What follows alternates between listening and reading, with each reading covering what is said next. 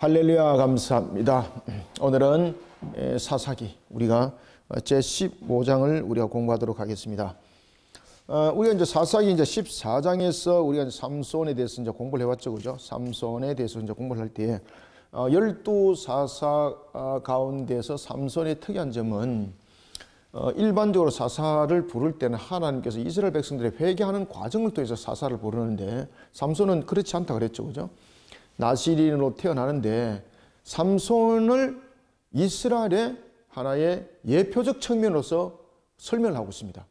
그래서 보면은 삼손이 하나님으로부터 나시린이었습니다. 다시 말하면 하나님께서 이스라엘을 부르셨습니다. 그런데 하나님의 나라의 백성으로서의 온전한 삶들을 살아가지 못하는 것이 이스라엘의 모습이었고 그것이 사사의 모습이죠, 그죠? 그래서 이 대진구도가 이렇게 함께 가고 있는 것을 우리가 볼 수 있습니다.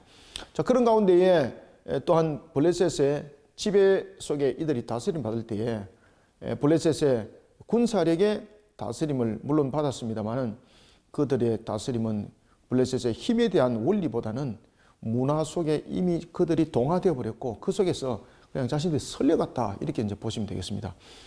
자, 이런 속에 이제 하나님께서는 이스라엘을 깨닫게 하죠, 그죠? 삼손을 깨닫게 하여서 회개시키는 것처럼 하나님께서는 이스라엘을 이렇게 깨닫게 하는데.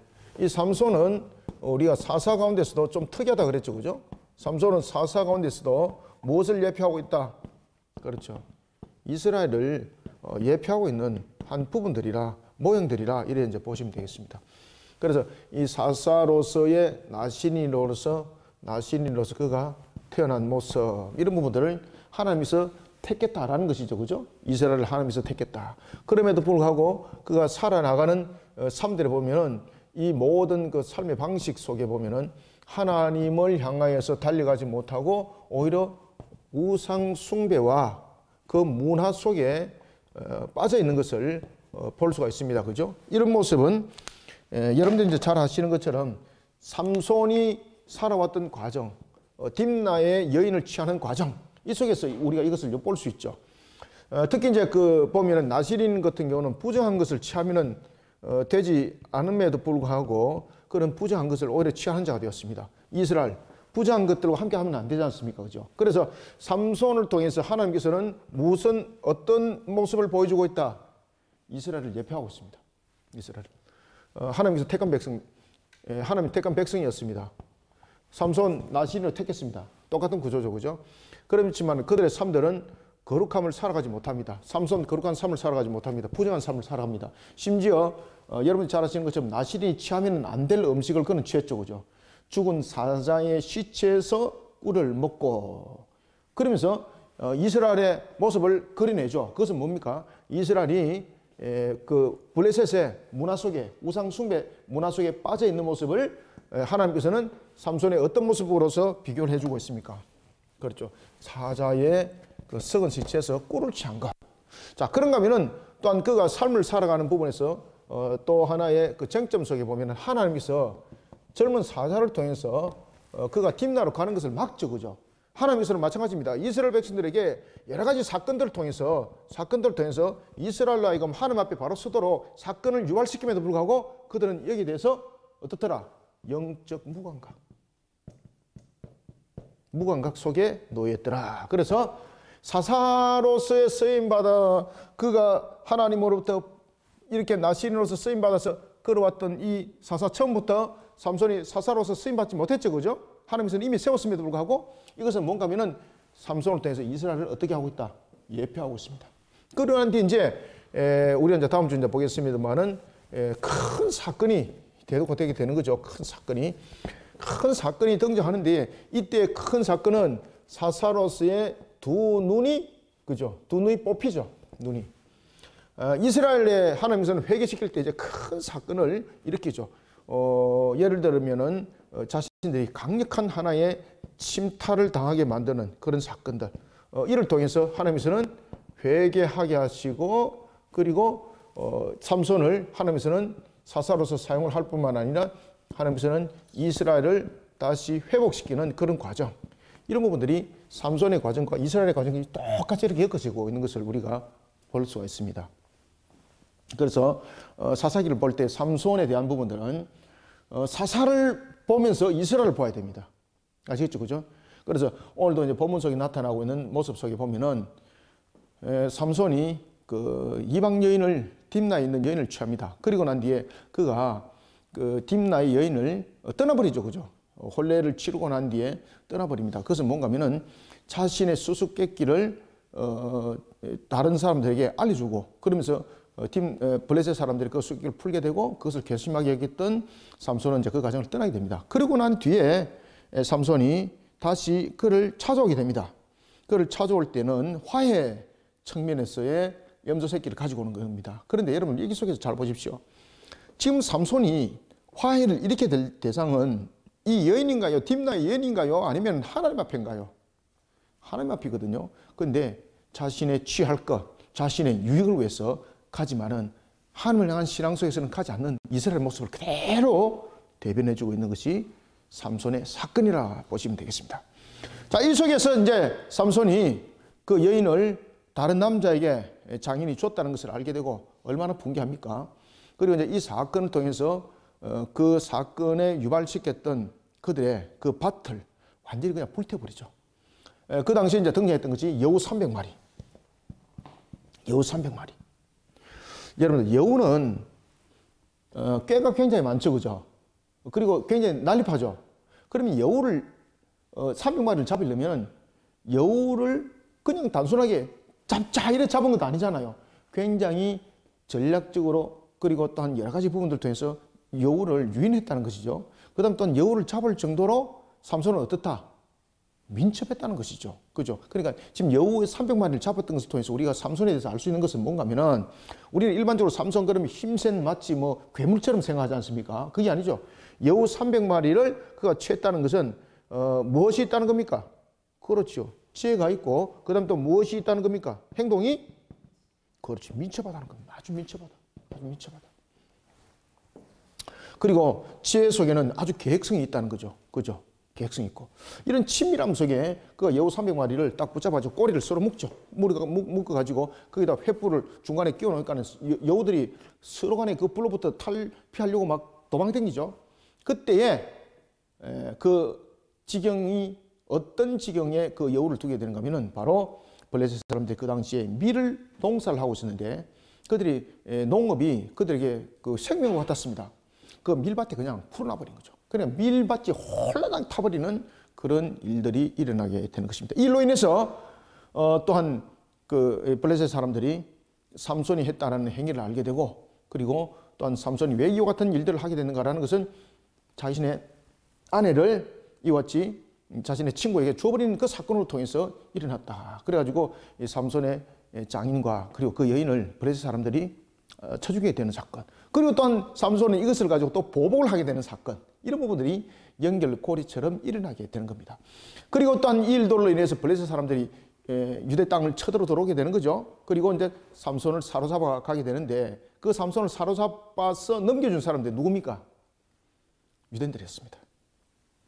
그것도 유대인들이 보면은 3,000명이나 삼손을 포로 잡은 자로 3,000명이나 그때 삼손은 자신의 동족을 해할 수 없기 때문에 스스로 잡힌 자가 되었고 그리고 하나님께서는 그에게 다시 한 번 더 여호와의 영이 임하여 그에게 힘을 줬고 그러면서 그 세 줄로 묶은 양겹으로 묶었던 그 줄을 끊게 만드시고 그리고 그가 여러분들 잘 아시는 나귀의 특별을 취하여서 1,000명의 무리를 쳐 죽이게 되는 사건.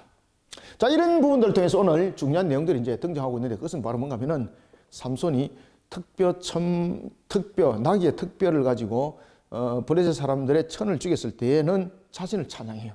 그러고 난 뒤에 자신이 갈증이 나고 자신이 이제 완전히 그 죽음에 이르는 그런 단계에 이르렀습니다. 우리가 여러분들 보면 갈증을 해소하지 못하고 자신이 스스로 문제 해결을 할 수 있는 방법은 없는 거지 않습니까? 갈증 부분들은 스스로 해결할 수 있는 문제가 아니거든요. 그때 비로소 그가 하나님을 부르짖어요. 하나님 나를 살려주십시오. 그러면서 나왔던 단어가 하나가 뭔가 하면은 엔하꼬레라는 단어가 등장하게 됩니다. 자, 이런 내용들을 가지고 오늘 15장이 전체적으로 구성되어 있으니까 한번 하나하나 보면서 또 진행해 나갑시다. 자, 15장 1절 한번 볼까요? 얼마 후 밀 거둘 때가 됐습니다. 자, 여러분들 이스라엘은 대체로 보면은 그 농사를 지을 때에 크게 추수가 세 번의 추수가 거둬집니다. 하나는 보리, 그리고 두 번째는 밀, 그리고 이제 세 번째는 무화과라든지 포도 이런 부분들이 수확이 되어지거든요. 자, 요것을 이제 알고 이제 넘어갑시다. 이건 지울게요. 추수를 거둘 때에 세 번의 추수가 거둬집니다. 첫 번째는 밀. 그 다음에는 이제 두 번째는 보리가 제일 먼저 맥추절이니까 보리죠, 그죠? 예. 보리. 그 다음에 밀. 세 번째는 무화과, 포도 이런 등이 수확이 거두어지게 됩니다. 보리 수확을 거둘 때는 보통 우리가 이제 몇 월달이 될까요, 여러분들? 6월절 경에 이제 이 수확이 이루어지거든요. 6월절 경이니까 3, 4월 경 되겠죠, 그죠? 이건 여러분 참고로 아셔야 됩니다. 왜냐하면은 그 당시에 배경적 측면을 이해를 하고 들어가야 됩니다. 그 다음에 그러면 밀수확은 언제쯤 거둬질까요? 밀수확은 오순절경.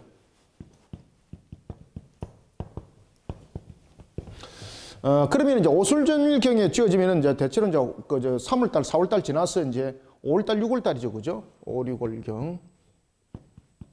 그리고 무화과나무, 포도나무는 우리가 이제 잘 아는 것처럼 장막절에 이 부분들이 해당이 되겠죠, 그죠? 장막절경에 이런 부분들이 세워지게 됩니다. 장막절.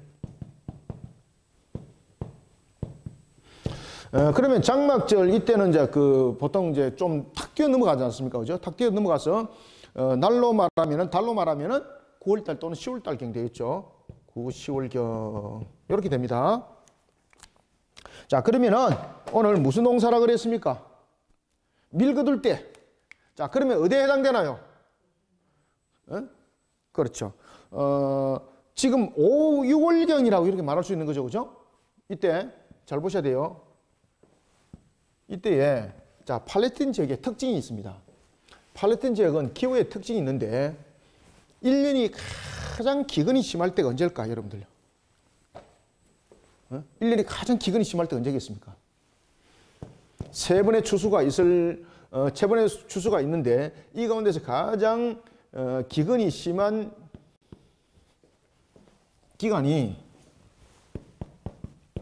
가장 심각한 기간이 언제입니까? 밀농사 거둘 때. 자, 그러면은 밀농사 거둘 때는 대체로 주변이 어떻습니까? 메마름이 있겠죠, 그죠? 그 다음에 또 가뭄도 있겠죠. 그러면은 이 세 추수 가운데서 어느 추수 때 불지르기 좋습니까? 밀농사. 그죠? 밀농사. 그러니까 여러분 보시면은 그 당시에 블레셋 사람들은 농업이 자신들의 생업의 수단이었습니다. 농업이. 그때 블레셋 사람들은 농업이 주업이었습니다. 농업이 주업이었는데 이때 이 밀농사를 통해서 자신들은 1년을 먹고 사는 거잖아요. 그죠? 1년을. 여기 주식이잖아요. 주식. 그러면은 이 밀을 홀라당 다 태버리면 어떻게 되겠습니까? 아주 막대한 축이 일어나겠죠. 그죠?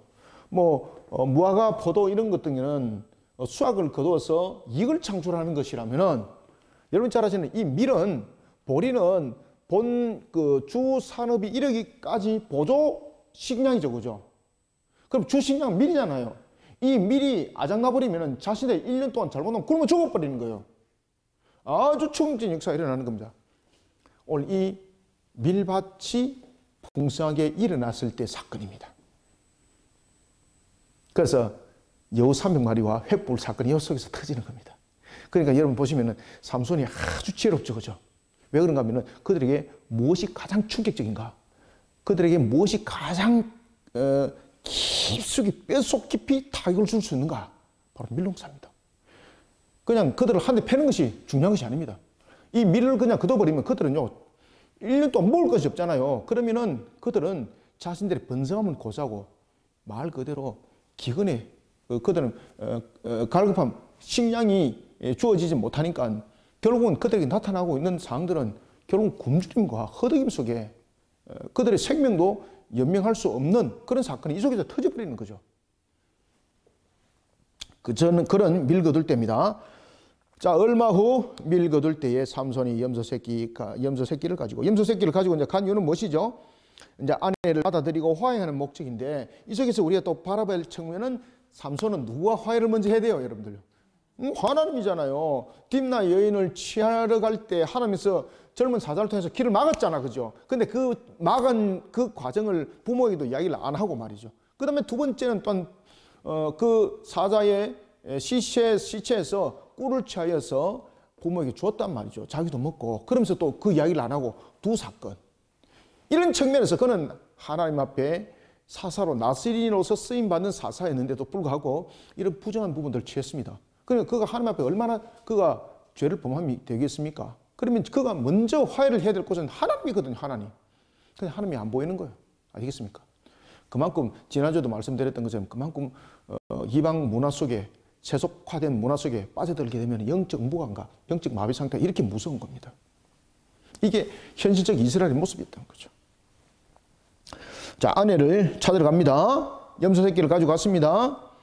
자, 갔습니다. 찾아가서 이르되 내가 방에 들어가 내 아내를 보고자 하노라 하니 장인이 들어오지 못하게 하고 이르되 네가 그를 심히 미워하는 줄 알고 그를 네 친구에게 주었노라. 참 이것은 말도 이거는 뭐 쉽게 말하면은 이거는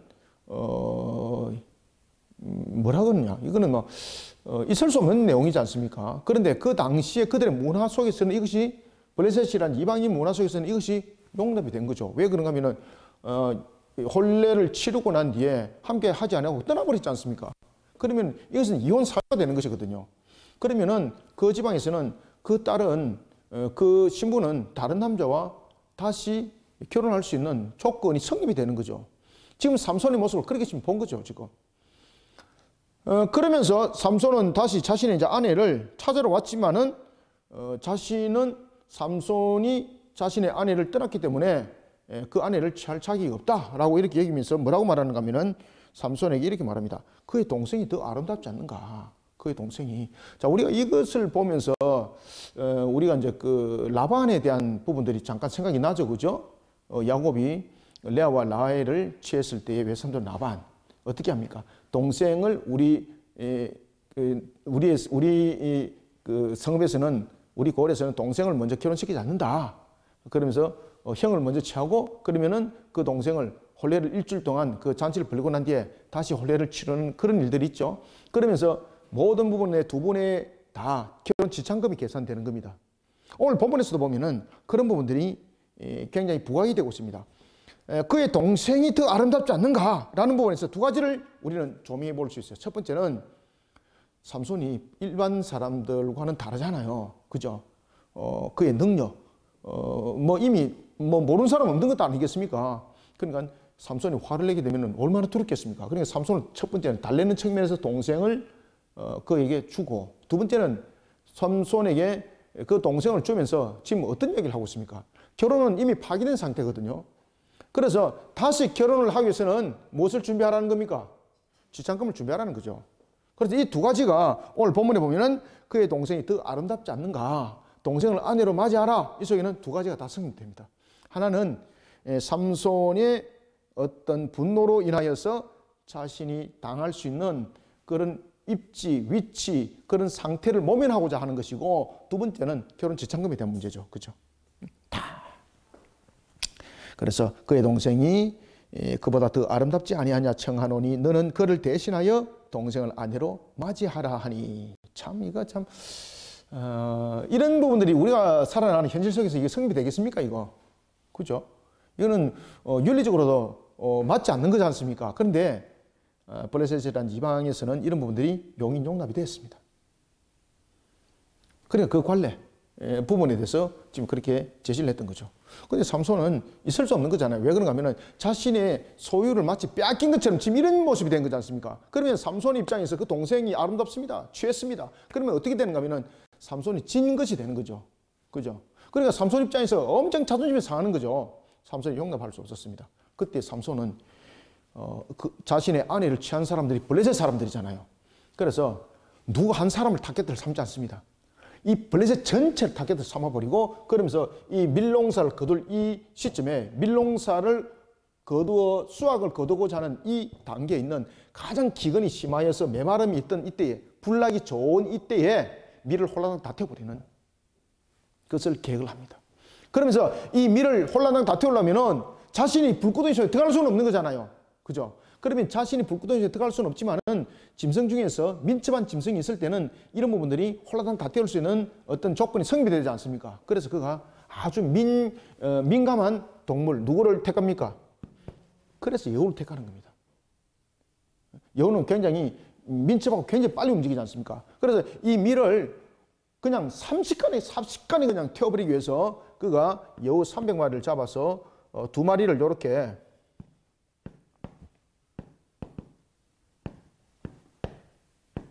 요렇게 꼬리를 이렇게 묶어가지고 여기에다가 무엇을 해놨습니까? 그렇죠. 여기다 짚을 요렇게 해가지고 그러니까 이 2마리가 서로 살랐고 얼마나 빨라지겠습니까? 그죠? 그러니까 막 요 밀밭을 갖다가 막 300마리가 150상이잖아. 150상. 그죠? 150상. 그냥 여우가 이 밀밭을 그냥 다 헤집는 거 전부 다. 거기다가 기근이 심하여서 메마름이 되어 있는 그런 지역 홀라당 다 태버리는 거예요. 그러니까 다시 말하면 이 보복이 어느 정도 있는가 하면 그들 삶들을 전부 다 해파시켜 버렸다는 거죠. 1년의 삶들을. 근데 1년의 삶들만 문제가 아니지 않습니까? 완전히 그냥 모든 부분의 삶들을 거들나게 만드는 그런 일들을 삼손이 계획하고 그걸 실행에 옮겨버리는 거예요. 3절 봅시다. 삼손이 그들에게 이르되 이번은 내가 블레셋 사람들을 해할지라도 그들에게 대하여 내가 허물이 없을 것이니라 하고 이 속에 이제 하나님 이제 승리가 있습니다. 그러니까 삼손의 행동을 보면은 삼손의 행동이 정당성이 다 없습니다. 정당성이 있습니까? 없습니까? 지금 삼손이 보면은 그가 두 눈을 뽑혀서 그리고 또한 그가 마지막으로 기둥을 무너뜨리는 그 순간도 보면은 자신의 정당성은 없습니다. 하나님께서 마지막에는 그를 회개함을 통해서 순교를 받아들였었고 그리고 또한 그 이전에도 보면은 삼손의 행동은 정당성이 없거든요. 이런데 이 속에서는 하나님의 섭리가 있었습니다. 악한 것들을 심판하시는 하나님의 섭리가 있었습니다. 자, 4절 봅시다. 삼손이 가서 여우 300마리를 붙들어. 그러니까 여우 300마리를 붙들은 이유는 이 여우가 밭을 홀라당 민첩하게 가장 빨리 태울 수 있는 조건을 가진 짐승이 여우였다는 것이죠. 그리고 여우를 잡기 위해서는 삼손도 아주 지혜가 있고 그리고 민첩하다는 이야기죠. 여우 300마리 잡았습니다. 그리고 그 꼬리를 꼬리로 이렇게 묶었습니다. 이렇게 묶어가지고 거기다 무엇을 꽂아놨습니까? 꼬리를 메고 회를 가지고 그 두 꼬리 사이에 한 회를 달고 여기서 회는 무엇이죠? 갈대라든지 이런 사리 같은 불 붙기 좋은 것 요겁니다. 그래가지고 거기다 불을 확 질러버린 거죠. 5절 회에 불을 붙이고 그것을 블레셋 사람들의 곡식밭으로 몰아들였어. 이때가 밀농사 수확을 거둘 때입니다. 우리 이걸 곡식밭으로 몰아들여서 곡식단과 아직 배지 아니한 곡식과 포도원과 감람나무까지 다 살아버리더라. 이거는 완전히 그냥 아당난 거죠. 그죠? 아당난 거죠. 포도원과 감람나무를 사른지라. 농업에 의존하고 살아가던 블레셋 사람들 경제 심각한 타격을 줬을 뿐만 아니라 그들의 말 그대로 생명의 연명성까지 끊어버릴 수 있는 그런 타격을 좀 준 겁니다. 지금 치명적 타격을 지금 준 거죠. 6절 블레셋 사람들이 이르되 누가 이 일을 행하였느냐 하니 사람들이 대답하되 딥나 사람의 사위 삼손이니 장인이 삼손의 아내를 빼앗아 그의 친구에게 준 까닭이라 하였더라. 블레셋 사람들이 올라가서 그 여인과 그 아버지를 어떻더라? 불사르니라. 와, 이게 대단한 분노죠. 그냥 그 당시에 이 삼손의 행위가 얼만큼 그들에게 분노를 유발시키는 행위가 아시겠죠, 그죠? 그리고 여러분들 아무리 화가 나도 사람을 불사르면 됩니까? 그들이 두 사람을 지금 불살랐다는 이야기는 두 가지죠. 진노, 그만큼 그들의 분노가 격했다는 것이고 두 번째는 무엇입니까? 재단입니다. 재단. 신에게 갖다 바쳐버린 겁니다. 이거 이해되시죠? 그죠? 그냥 단순한 화형식으로 보시면 안 됩니다. 자신의 신의 재물로 지금 딱 갖다 그냥 올려놓아버리는 겁니다. 왜? 자신들이 불탄 것 부분들을 회복을 시켜야 되는 거지 않습니까? 그러면 원수를 갚는 분노에 일으키는 것으로만 끝나면 안 되잖아요. 이 과정들을 통해서 자신의 신이 노하염을 가질 수도 있는 것이고, 그리고 또한 신을 통해서 신을 달래어서 더 풍요를 누릴 수 있는 조건들을 만들어 가야 되는 거지 않습니까? 그래서 제단을 쌓는 겁니다. 이게. 그냥 단순하게 화형식 아닙니다. 이건. 봅시다. 그래서 불을 사르니라. 여인과 그의 아버지를 불을 사르느니라. 7절. 삼손이 그들에게 이르되 너희가 이같이 행하였은저 내가 너희에게 원수를 갚고야 말리라 하고. 그래서 여러분 보시면은 또 두 번째, 이들의 행위가, 사람을 불을 사르는 행위가 그들의 진노에 이르는 것만이 아니라 그들의 우상적 측면에서의 재단을 쌓은 것이죠. 하나님께서 그 재단을 심판합니다, 지금. 그래서 삼손에게 나타나는 이 행동은 분명히 공정한 부분들은 없습니다. 그러나 그럼에도 불구하고 이 속을 통해서 불신자들, 다시 말하면 이방인들, 우상 숭배자들을 하나님께서 그들을 하나님의 섭리 가운데 지금 심판하고 계시는 거예요. 이 장면들은. 심지어 삼손이 여러분 어떻게 하는 거 보십시오. 지금 여기서 삼손이 행한 행동은 사사로서 행동일까요? 개인적인 행동일까요? 지금 이 사사로 행동 아닙니다. 왜 그런가 하면 단주 뒤에 한번 보십시오. 미리 한번 볼까요? 20절 한번 보세요. 20절 보시면은 블레셋 사람의 때에 삼손이 이스라엘의 사사로 20년 동안 지냈더라. 이때 이제 여러분이 잘 아시는 엔학고레라는 사건이 있고 난 뒤에 지금 이 단어가 딱 등장해요. 지금 그전에는 사사로서의 자세라기보다는 개인적인 감정이 매우 앞서는 것이죠. 그렇지만 그럼에도 불구하고 하나님께서는 이 우상 숭배자들, 불의한 자들을 하나님은 심판하시는 거예요.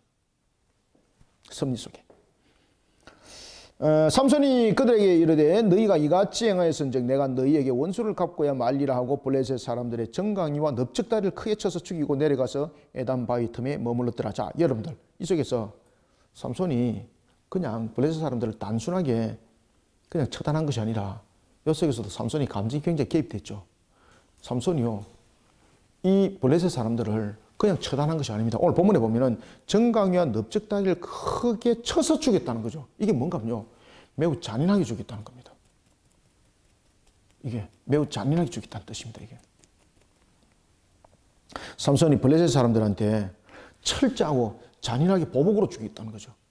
그래서 이 죽은 시신을 보고 삼손이 했던 행위에 대해서 누구도 반란을 일으키게 되면은 이런 처형을 받는다는 것을 삼손이 지금 보여주는 거예요. 마치 누가 같습니까? 창세기에 라멕을 보는 것 같지 않습니까? 그죠? 라멕이 가인을 해하는 자는 벌이 7배일진데 나에게 덤비 들고 까부는 자들은 몇 배다? 77배다. 그죠? 본보기를 보여주는 거죠. 지금 삼손이 지금 그 내용 비슷한 본보기를 보여주는 겁니다.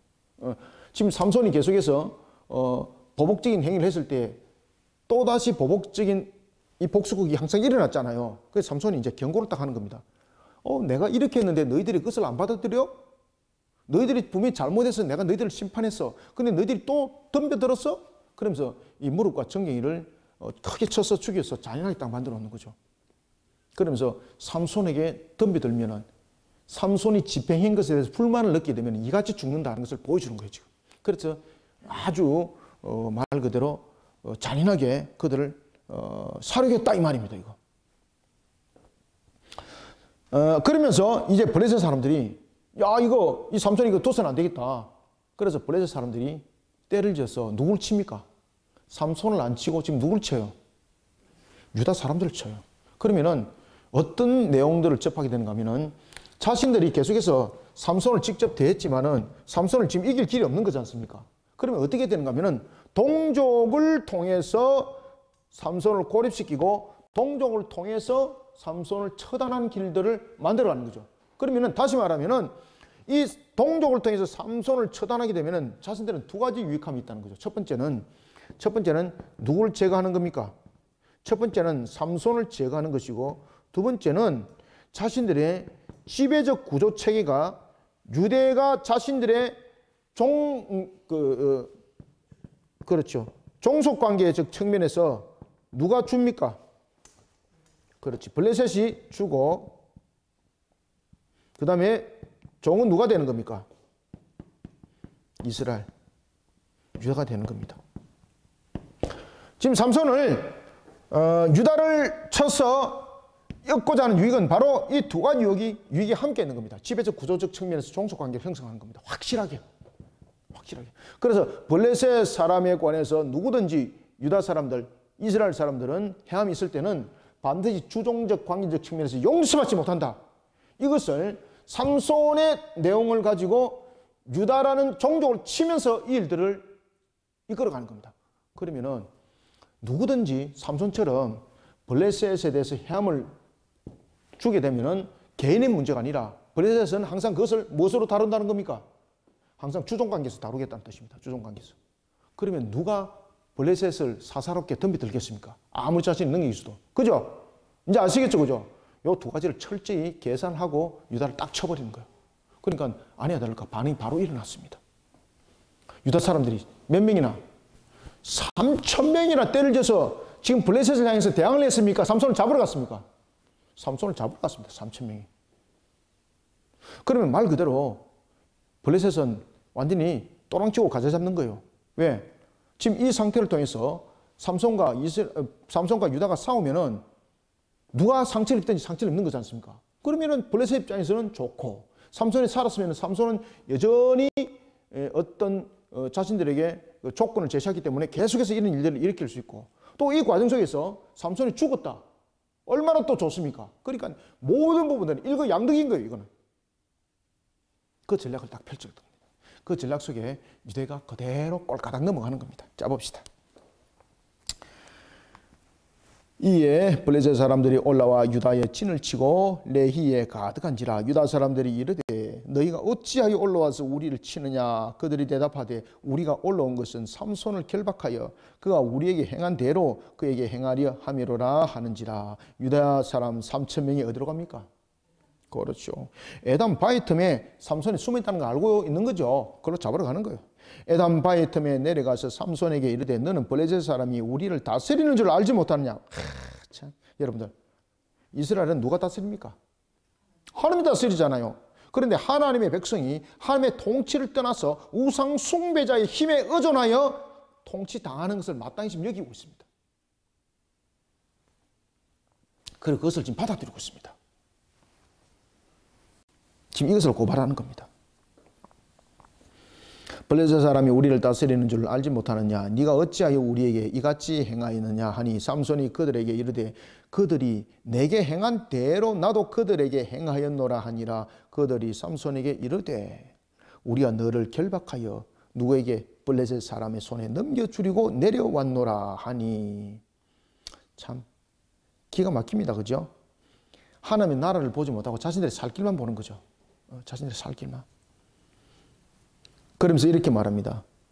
너를 그냥 붙잡아서 넘겨주려고 한다. 여러분들, 그냥 붙잡아서 삼손을 넘겨주면 삼손은 삽니까 죽습니까? 거기서 죽는 거잖아요. 근데 삼손은 동족을 못 치는 겁니다. 근데 삼손이 그렇게 말합니다. 그러면은 나를 다만 결박만 하고자 하면은 내가 용인을 하겠다. 그런데 너희들이 지금 나를 이 상태에서 죽이고자 하면은 내가 너희들 용납 못한다. 확실히 결정하라. 그러니까 3,000명이 그럽니다.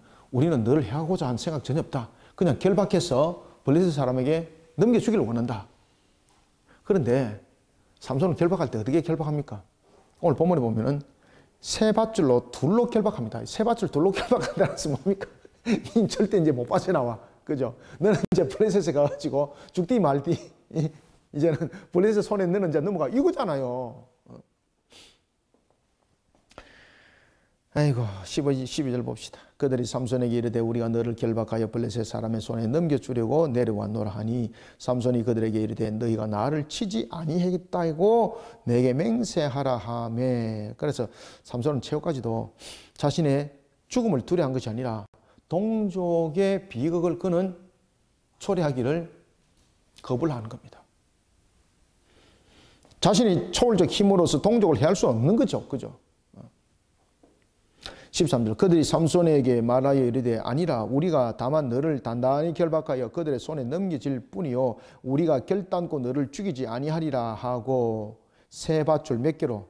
둘로 결박하고 단단히 결박했다는 겁니다. 니 다시는 이제 빠져나오지 마라. 아, 니 때문에 골치 아프다.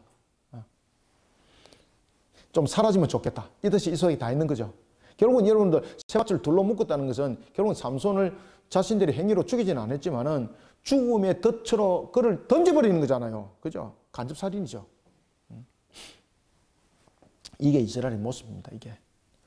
밧줄 둘로 결박하고 바위 틈에서 그를 끌어내니라. 삼손이 레히의 이름에 블레셋 사람들이 그에게로 마주 나가며 소리 지를 때에 여호와의 영이 삼손에게 갑자기 임하시며, 자 여기서 보면은 삼손이 날마다 매순간마다 그가 힘을 발할 때에 자신의 의지와 자신의 그 육신의 근육의 능력으로 힘을 발했나요? 아니면은 하나님께서 그에게 하나님의 신이 충만할 때에 비로소 그에게 초월적 힘이 나타났나요?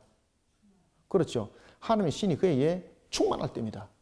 아시겠습니까? 그러니까 결국은 삼손의 힘은 근육질이라든지 그의 어떤 그 몸의 육신의 능력과 한계 속에서 나타나는 힘이 아니라는 이야기예요. 지금 이게. 나중에 이제 삼손이 결국 두 눈이 뽑히는 사건도 이제 그 관계 속에서 함께 설명되는 겁니다.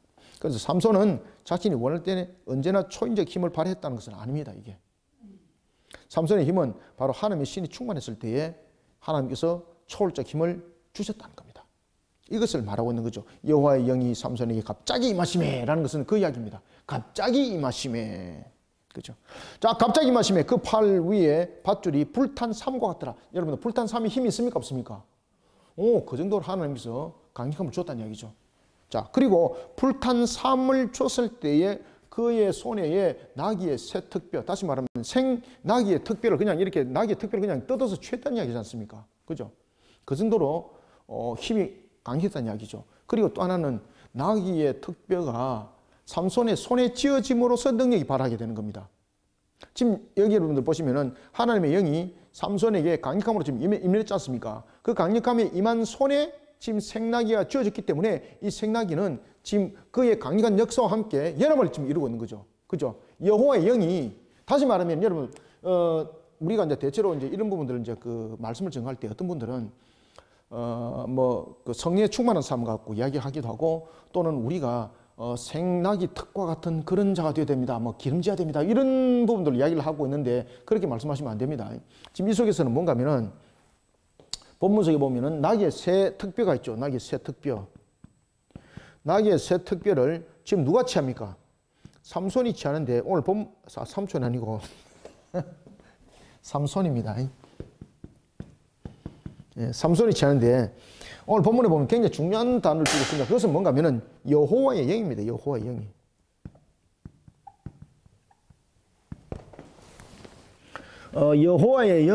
여호와의 영이 삼손에게 임함으로써 이 새 특별을 취하니까 이것은 여호와의 영의 도구가 되는 겁니다. 도구. 그죠? 이때 새 특별을 안 취해도 여호와의 영이 삼손에게 임했습니다. 그의 손에 취한 것은 새 특별가 아닐지라도, 그죠? 마른 특별라 할지라도, 그죠? 그의 만약에 손에 마른 짝대기 하나를 들었을지라도 천명을 칠 수 있다 못 친다? 칩니다, 여러분들요. 그래서 이 새 특별의 능력이 아니에요. 그것은 뭔가 하면 여호와의 영이 임하였습니다. 여호와의 영이 임하였어. 그러면 여호와의 영이 임했을 때 하나님께서는 그의 손에 쥐어진 이 새 특별은 어떤 역할을 하는가라는 것은 바로 우상 숭배, 불신자들 향한 하나님의 심판이에요. 하나님의 심판의 도구예요. 그런데 오늘 본문에 보면은 그가 새 나귀의 특별을 취합니다. 새 특별을 취해가지고 그가 블레셋 사람을 천을 그가 칩니다. 블레셋 사람을. 이때에 그가 노래를 합니다. 찬양을 하는데 누구를 위해서 찬양하면 자기를 위해서 찬양합니다. 나의 능력.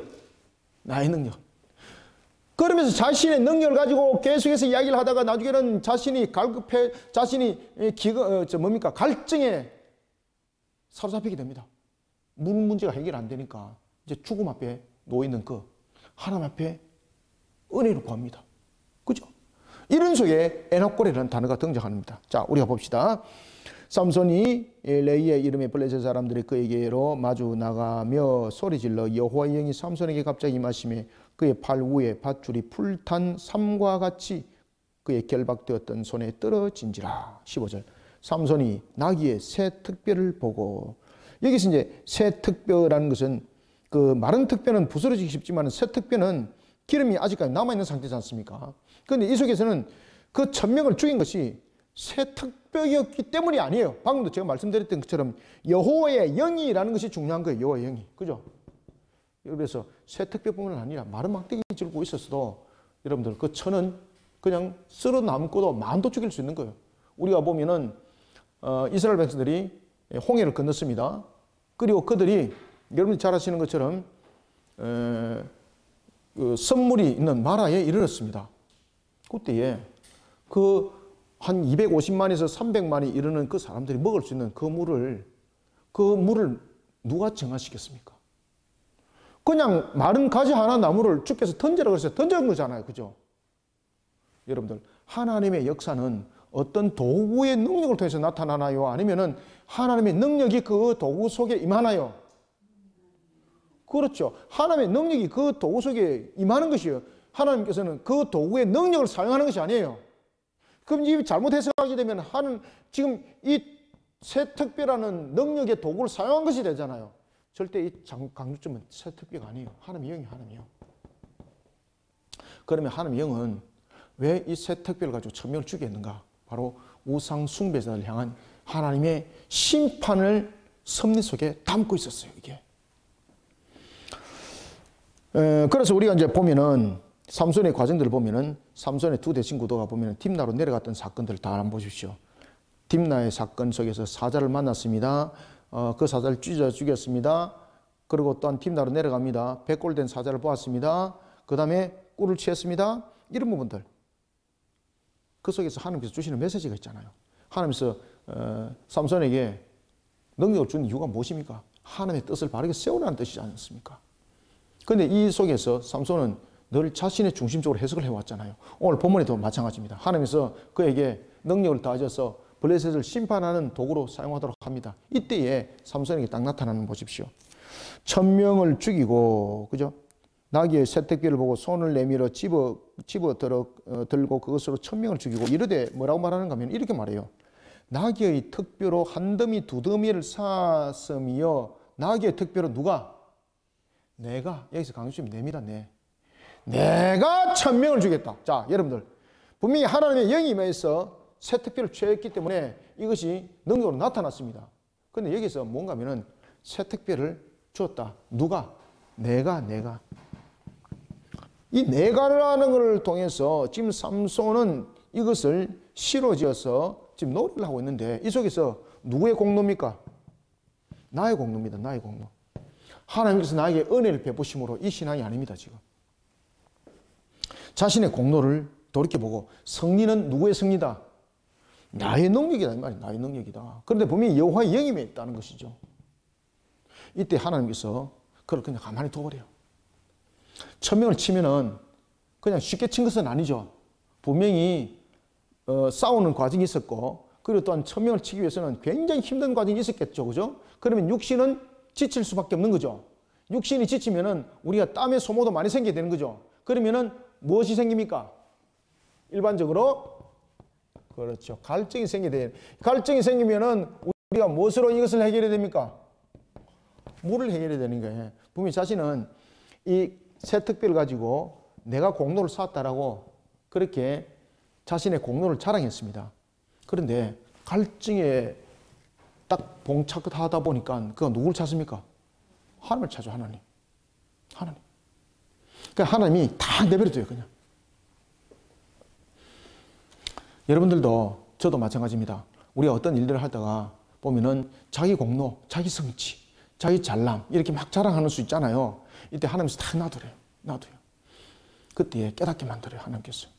오늘 본문에도 보면은 갈증을 통해서 하나님께서 그를 깨닫게 해요. 그는 처음에는 뭐라고 말하는가 하면은 자신의 능력을 말하고 있을 때는 바로 특별로서 산을 이뤘다. 자신의 공로를, 그래서 두 단어가 등장합니다. 대칭으로. 누구의 공로인가? 공로를 보자는 거죠. 공로를 볼 때 자기 공로, 그 다음에 하나님의 공로를 볼 때, 이때에 그는 자신의 공로를 이야기를 할 때 어떤 단어를 썼는가 하면 오늘 본문에 보면은 17절에 나타나네요. 라맛 레히. 이 라맛 레히라는 이 단어는 특별히 산이죠. 그죠? 특별히 산.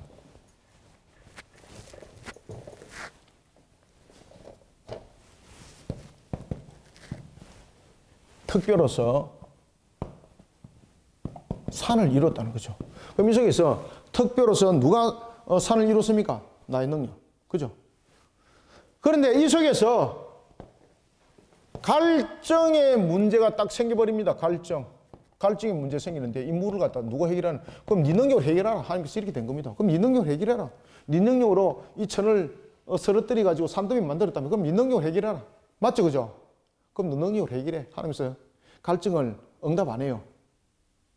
그때에 삼손이 어떻게 하는지 보십시오.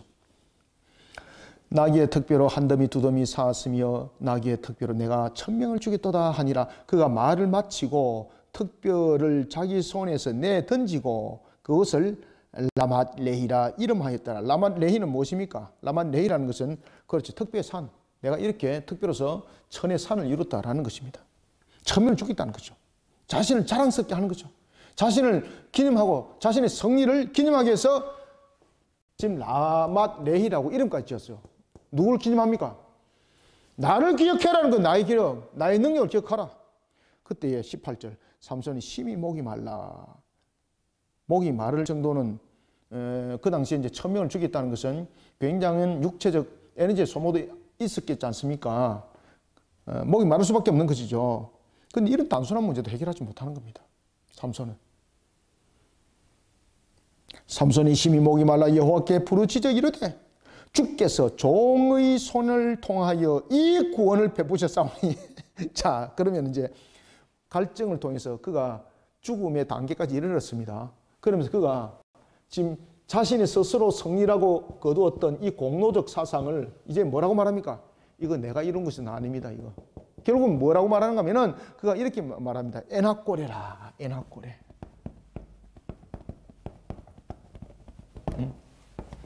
이 에낙고레라는 뜻은 무엇인가 하면은 부르짖는 자의 셈입니다. 부르짖는 자의 셈. 부르짖는 자의 셈.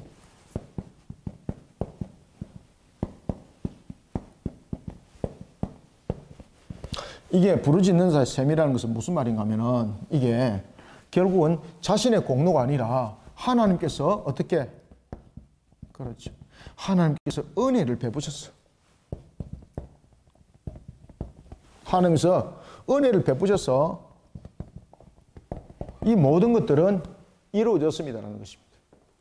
그래서 그가 이런 고백을 하는 겁니다. 그때 하나님께서 우물을 터뜨려줘요.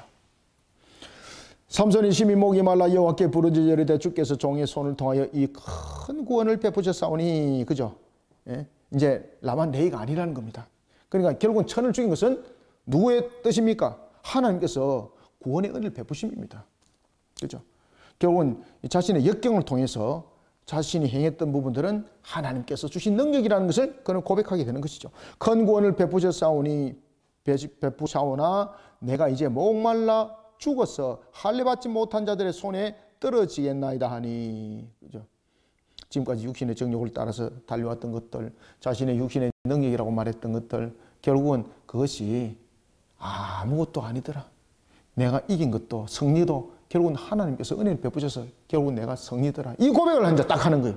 이 과정들이 이스라엘을 회개시켜서 하나님께서 사사를 보내 그들을 회복시킨 것과 같은 장면들이 이제 연출이 되는 겁니다. 하나님이 레히에서 한 우묵한 곳을 터뜨리시니 여기서 터뜨렸다는 것은 자연 발생이 아닙니다. 여기서 터뜨렸다는 것은 마치 하나님께서 이 바위를 그냥 쪼개버렸다는 이야기예요. 이거를 자연 발생이 아니라 하나님께서 쪼갰다는 이야기입니다. 한 우묵한 곳을 터뜨리시니 거기서 물이 무엇이 나왔더라? 물이 솟아 나오는지라 삼손이 그것을 마시고 정신이 회복되어 소생하니 그러므로 그 샘 이름을 이제는 무엇이라? 맞습니다. 그래서 에낙고레라고 하는 겁니다. 이 에낙고레라는 것은 뭔가 하면은 하나님의 은혜라는 신앙을 담고 있습니다. 이 에낙고레는 부르짖는 자의 셈이라는 것은 뭔가 하면 하나님 살려주세요 라는 것이거든요. 그래서 부르짖는 자의 셈이라는 것은 하나님 살려주세요. 모든 것은 하나님의 능력에 의해서 이 부분들이 일어난 것입니다. 라맛 레히라는 이 부분들은 나의 공로에 대해서 회개합니다 이 뜻입니다. 나의 공로가 아니었고 하나님께서 이루어 주셨습니다 라는 것이 부르짖는 자의라는 것이고 셈은 뭔가 하면은 그 부르짖는 자, 회개하는 자를 하나님께서는 받아들이시고 무엇을 베푸셨다? 그렇죠. 은혜를 베푸신 것이 셈입니다. 셈. 부르짖는 자는 회개입니다. 그죠? 회개와 자신의 공로가 아니라 하나님께서 모든 것을 이루어 주심이라는 것을 고백하는 것이고, 셈은 회개를 통한 그를 하나님께서는 받으시고 용서하시고 무엇을 베푸셨다는 뜻이에요. 그렇지. 은혜를 베푸셔서 셈을 주심이에요. 그래서 부르짖는 자의 셈이에요. 에나꼬레가. 이제 뜻 아시겠죠? 그죠? 그냥 부르짖는 자의 셈이라 그러면 여러분 이해가 안 되는 거예요. 이 부르짖는 자는 것은 앞에 대한 부분들을 회개함으로 그의 회개가 나타나는 것이고, 셈은 회개돼서 용서하시고 은혜를 베푸심이에요. 이 부분들을 함께 연결해 보셔야 됩니다. 에나꼬레라고 불렀으며 그 셈이 오늘까지 레히에 있더라. 블레셋 사람의 때에 삼손이 이스라엘의 무엇으로? 사사로 20년 동안 지냈더라. 그러니까 결국 보시면은 레히에서 거둔 승리를 통해서 비로소 사사로서 지금 인정을 받고 있는 거죠. 이런 부분들이 이제 하나님께서 이스라엘의 모습. 지금 여러분 사사기를 통해서 삼손이 나타날 때에 삼손의 회개한 모습이 지금까지 나타났나요? 안 나타났나요? 안 나타났죠. 지금 비로소 나타나죠. 그래서 하나님께서 이때의 이제 사사로서의 모습 속을 하나님이 이제 인정하는 거예요. 그런데 이 속에서 있다가 잠깐 또 빽가닥 합니다. 그죠? 이런 모습 속의 내용들은 우리가 또한 다음 주에 전개되어지는 속에서 우리가 보겠습니다. 그 유명한 드릴라 사건이 이제 터지게 됩니다. 자, 우리가 언제든지 우리가 하나님의 명하심에 대해서 항상 그 말씀의 중심에 서는 신앙이 너무나도 중요하다. 그죠? 능력을 받고 어떤 과정을 걸어가는 것이 아니라 항상 하나님의 말씀의 그 중심에 서고, 그리고 그 말씀을 지켜 준행하는 자들이 되어서 하나님의 기쁨의 도구들이 되시길 바랍니다. 이것이 우리의 진정한 모습들입니다. 오늘도 우리가 삼손의 모습을 통해서 이스라엘을 돌이켜본 것은 곧 우리를 돌이켜보는 것입니다. 우리를 온전히 하나님을 향한 신앙으로, 말씀의 신앙으로 바로 세워나가는 저와 여러분들이 다 되시기를 소원합니다. 기도하겠습니다. 하나님 감사합니다. 주께서 베푸시는 은혜 속에 오늘도 우리를 세워주시고 주 앞에 영광된 걸음을 걷게 하시니 감사합니다. 하나님의 선한 손길 속에 우리를 세워주옵소서. 주의 거룩한 산 역사의 걸음을 걷게 하여 주옵소서. 하나님 오늘도 우리를 붙들어 주실 때에 주님의 영광만을 바라보기를 원합니다. 삼손을 통해서 이스라엘을 보았고 또한 우리의 자신들의 모습들을 돌이켜봅니다. 항상 하나님의 말씀 앞에 겸손히 쓰고 회개하는 신앙으로 우리가 성화 과정을 달려가기를 원합니다. 이런 속에 우리가 오직 주의 이름으로 살아가는 십자가 군병이 되게 하여 주시고 십자가 군병으로서 주님의 성리의 깃발을 높이 드는 자 되게 하여 주옵소서. 오늘도 주신 말씀으로 우리 모든 성도들의 신앙의 근본들을 회복하고 또한 하나님이 주신 말씀의 음성을 듣게 하여 주옵소서. 예수님의 이름으로 기도드리옵나이다. 아멘.